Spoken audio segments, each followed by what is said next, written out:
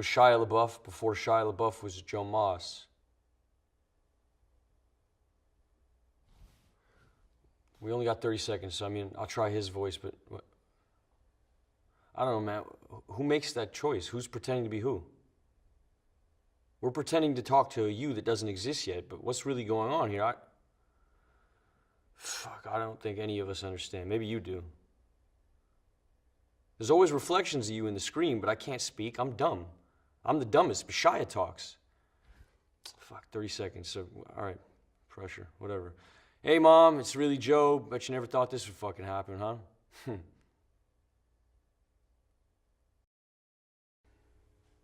Work number 24 oscillates somewhere between a durational performance and live sculpture.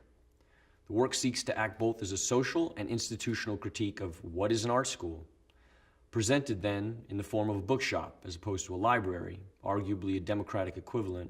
The work seeks to explore the currency of ideas, how trade and exchange is not only commoditized, but perhaps how conversation is perhaps a vital component in the flow and disruption of how culture manifests.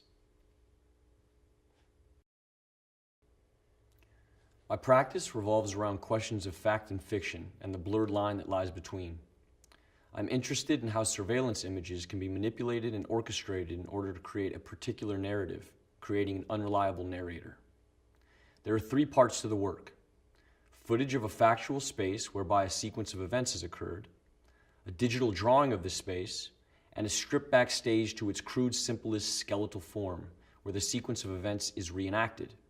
The stage is a factual representation of a real-life space whereby every property is identical in dimensions.